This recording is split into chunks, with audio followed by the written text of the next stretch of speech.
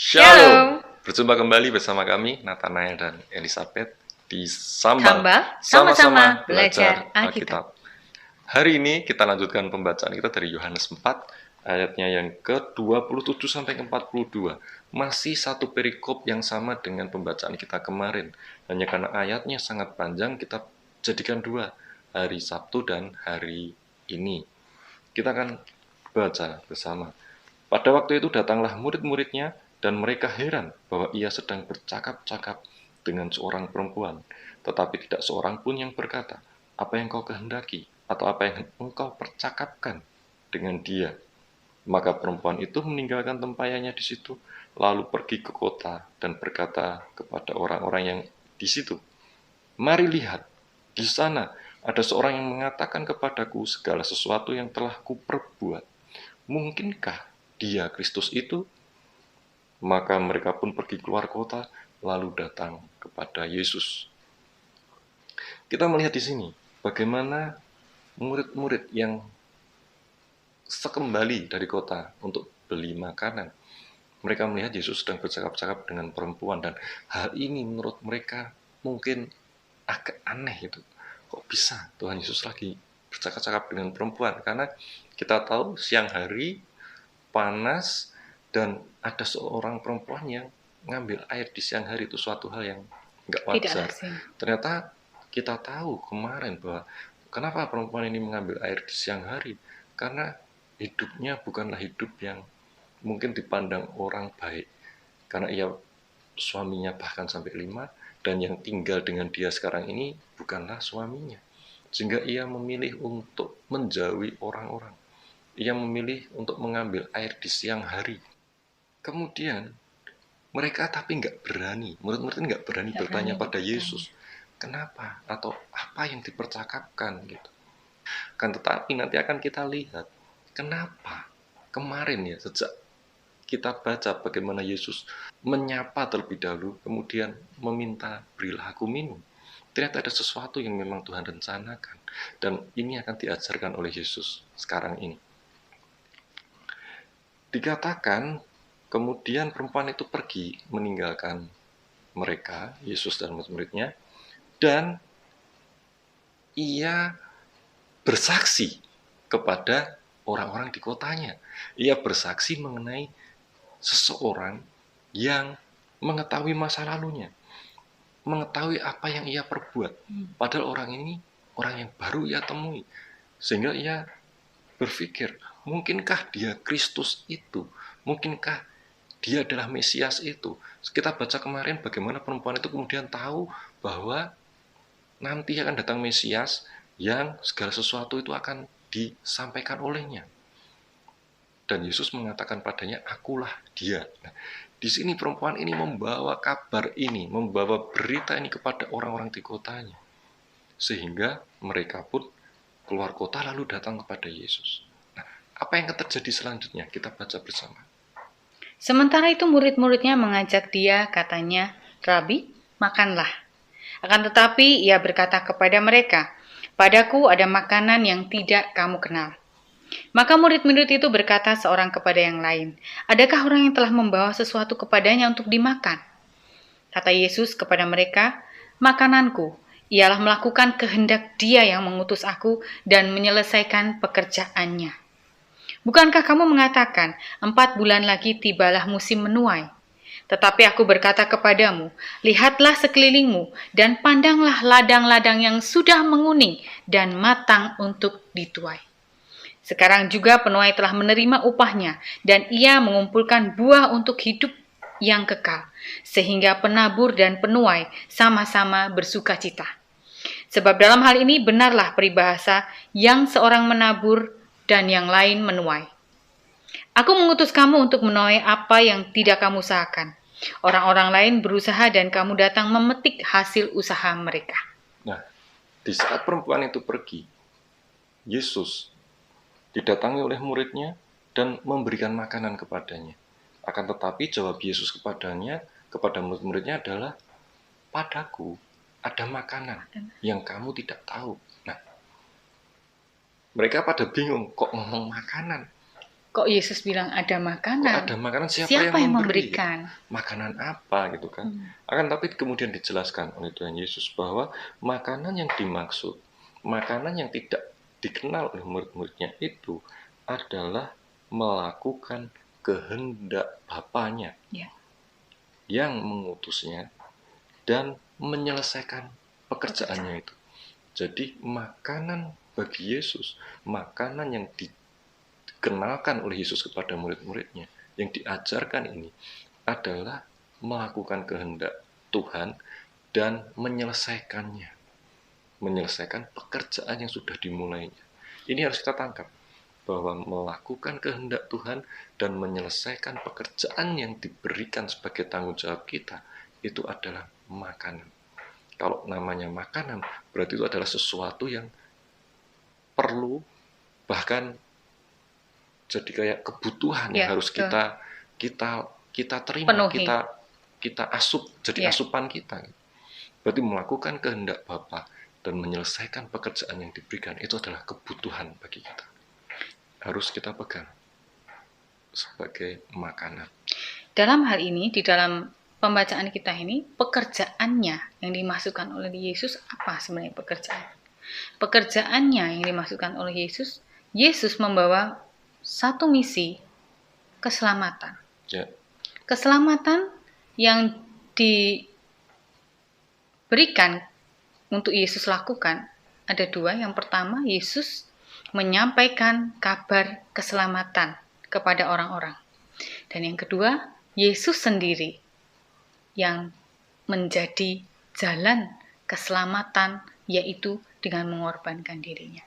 Itu dua hal keselamatan yang Yesus berikan.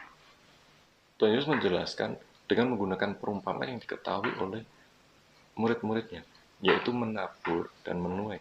Biasanya menabur dan menuai itu waktunya berselisih waktu, nggak bisa dilakukan bersama-sama. Tapi di sini Tuhan Yesus mengatakan bahwa akan tiba waktunya bahwa penabur dan penuai itu bersamaan. Nah ini kan agak nggak masuk akal. Apa sebetulnya yang mau dikatakan oleh Tuhan Yesus di sini? Dan penabur dan penuai kan bersuka cita, sama-sama bersuka cita. Benarlah peribahasa, yang menabur dan yang lain menuai. Ini nampaknya penabur itu memang nggak akan menuai. Kalau kita melihat di sini ya, akan tapi kalau kita melihat petani, ia menabur dan nanti akan menuai. Akan tapi yang dikatakan di sini bahwa yang satu menabur, yang lain menuai. Nah, ini tentang apa sebetulnya? Kemudian dilanjutkan, aku mengutus kamu untuk menuai apa yang tidak kamu usahakan. Orang lain berusaha dan kamu datang memetik hasil usaha mereka. Apa ini yang mau dimaksud oleh Tuhan Yesus? Kenapa Tuhan Yesus mengatakan ini? Ini sebetulnya mengatakan mengenai jiwa-jiwa. Kan, tapi jiwa-jiwa yang bagaimana? Kita akan lanjutkan, maka kita akan mengerti apa yang dimaksud Tuhan Yesus. Dan banyak orang Samaria dari kota itu telah menjadi percaya kepadanya. Karena perkataan perempuan itu yang bersaksi, ia mengatakan kepadaku segala sesuatu yang telah kuperbuat. Ketika orang-orang Samaria itu sampai kepada Yesus, mereka meminta kepadanya supaya ia tinggal pada mereka, dan ia pun tinggal di situ 2 hari lamanya. Dan lebih banyak lagi orang yang menjadi percaya karena perkataannya.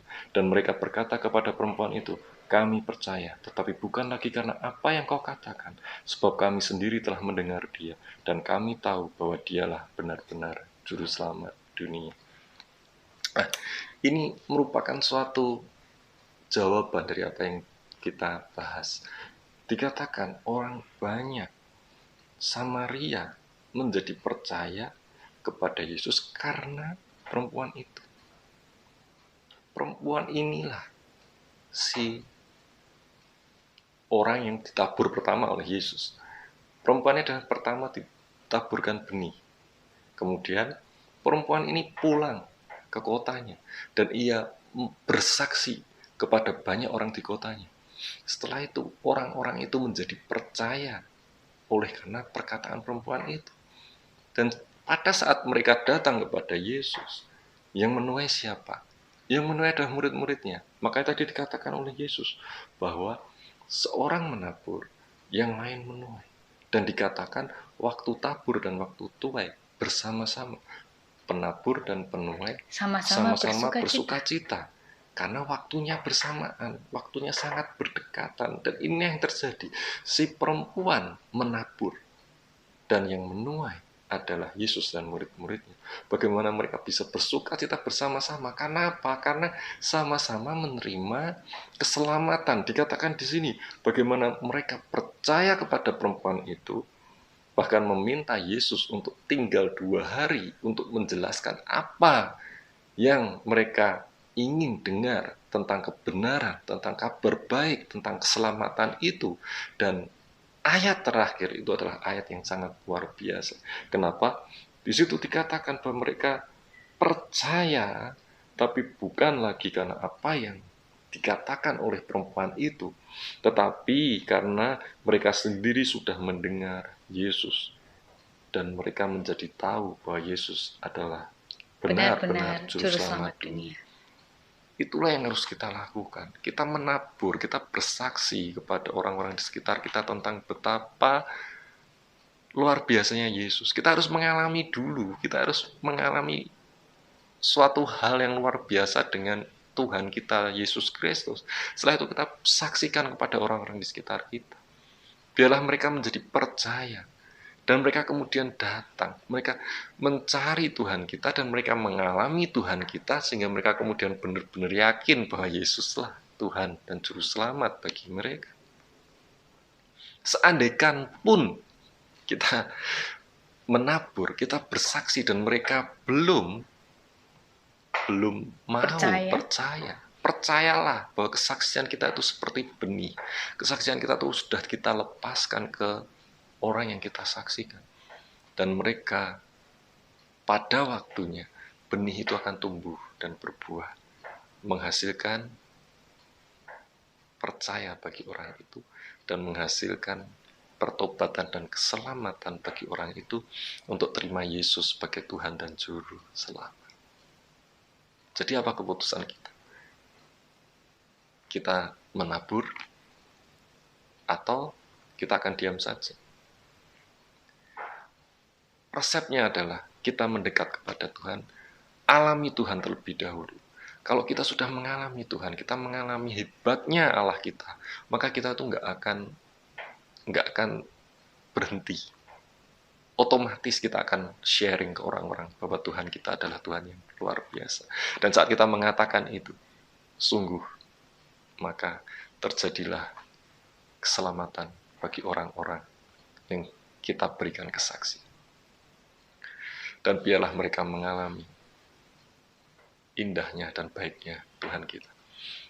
Biarlah kita akhirnya sama-sama bersuka cita, baik kita sebagai penabur maupun siapapun nanti yang diberikan kesempatan untuk menuai setiap hasil taburan kita. Haleluya. Mari kita berdoa. Bapa, kami mengucap syukur dan terima kasih untuk pembukaan baru bagi kami. Kami sekarang mengerti akan firman-Mu, akan kebenaran firman-Mu Tuhan, dan saat ini kami percaya bahwa setiap perkataan kami sudah menjadi benih yang ditaburkan bagi setiap orang. Kami berdoa Tuhan, benih-benih ini ditumbuhkan untuk setiap orang yang mendengar video ini saat ini, yang melihat video ini saat ini. Di dalam nama Tuhan Yesus, keselamatan menjadi milik kalian, menjadi milik Anda saat ini. Dan saat ini juga kami mau berdoa bagi yang sakit, peganglah bagian tubuhmu yang sakit. Dalam nama Tuhan Yesus, saat ini Tuhan menjamah sakit penyakitmu, Tuhan sembuhkan engkau. Haleluya. Terima kasih Tuhan untuk kesembuhan yang sudah Engkau berikan bagi setiap kami semua. Dalam nama Tuhan Yesus, kami sudah berdoa dan mengucap syukur. Terima kasih Bapa. Haleluya. Amin. Itu sambal kita hari ini. Teruslah menabur melalui kesaksian kita. Sampai jumpa besok. Tuhan Yesus memberkati.